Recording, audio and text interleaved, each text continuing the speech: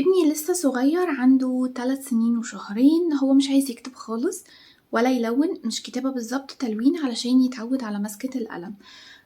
وتركيزه قليل جدا، مش بيركز كويس ومش عايز يقعد، عايز يجري ويلعب، وبيقول لي انا مش عايز الون ولا اكتب. انا كمان لما بحاول اتعامل معاه بالكلام او فويس من غير كتابة مش راضي يردد ورايا ولا بيرضى يتكلم ويقول لي انا مش عايز اقول.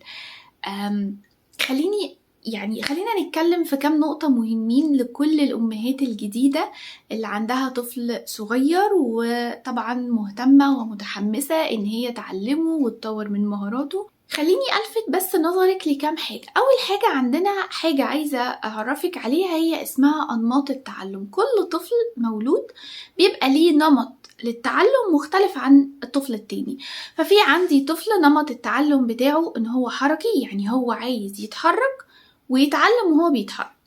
طفل تاني بيحب قوي يتفرج على فيديوز او صور فالمعلومة تثبت عنده ويقدر يتعلم وهو بيشوف الصورة دي.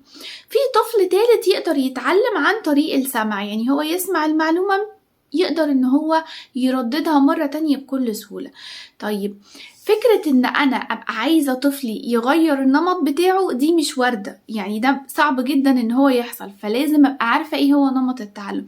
لو سألتيني ايه هو نمط التعلم بتاع ابني، واضح جدا من الرسالة بتاعتك ان النمط بتاعه هو نمط طفل حركي عايز يتحرك ويلعب.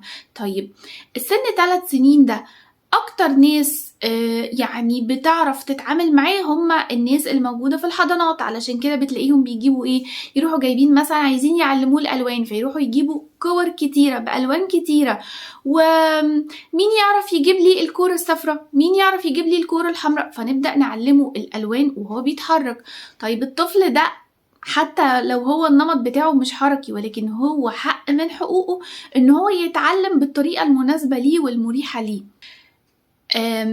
الطفل ده عايز يتعلم وهو نازل بيتحرك وانتوا في الشارع مع بعض، تبدأي تقوليله شايف اليافطة دي، شايف اللون ده، شايف مش عارف ايه، شايف الشجرة دي اسمها ايه، شايف العصفورة دي عصفورة، دي قطة، ده كلب، وهكذا. فابدأ أعلمه وأنا بتحرك وأنا بمشي. هي دي الطريقة السليمة اللي الطفل يقدر يتعلم بيها، لان هو ده السن بتاعه. طيب، في نقطة تانية محتاجة تبقي عارفاها كمان ومهمة جدا، وهي قدرة الطفل او قدرات الطفل على التركيز على حسب سنه. يعني كل سن ليه قدرة على الاستيعاب والتركيز. الطفل اللي سنه 3 سنين هو قدرته على التركيز قد ايه؟ اقصى حاجة ليه، يعني يوم ما يكون الولد ده فظيع، من 3 ل4 دقايق يقعد جنبك يقدر يركز فيهم. بعد كده ايه اللي هيحصل؟ هيبقى عايز يتحرك ويجري ويلعب. وبعد كده ممكن لو خد بريك تقدري ان انتي ترجعيه تاني يقعد جنبك 3-4 دقايق كمان تركيز. فالموضوع هنا محتاج من الام صبر علشان تقدر تعلم الطفل ده.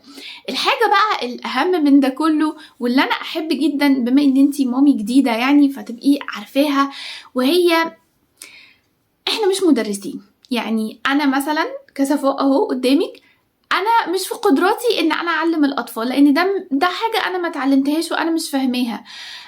طيب، مين اللي بيقدر يعلمه؟ المدرس اللي هو متخصص في ان هو يعلم السن ده، عنده القدرة وعنده الصبر وعنده المعلومات وعنده النو هاو بتاعت انه يعلم الطفل ده بطريقة مناسبة.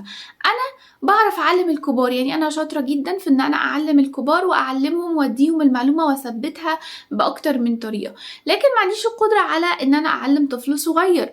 فبالتالي انا بعزم عليكي ان انتي لو انت عايزة تعلميه، لو هو بيروح حضانة فسيبي الموضوع كله للحضانة، هم يعلموه، هم يدوكي بس الفيدباك بتاعهم او يقولولك هم ماشيين معاه فين ووصلوا معاه فين. وخلي الوقت اللي هو معاكي فيه وقت مرح كده وحلو وتبقوا مبسوطين فيه مع بعض، لانه اول ما يدخل المدرسة هيبقى فيه لود نفسي، ممكن بعد شوية تبدأي تقولي هو تركيزه قليل فعلا، عنده تشتت انتباه، عنده فرط حركة. هنبدأ ندخل في يعني دايلاما كده كبيرة جدا، انا محبش ابدا ان انتي تدخلي فيها من دلوقتي، خصوصا هو فعلا سنه صغير.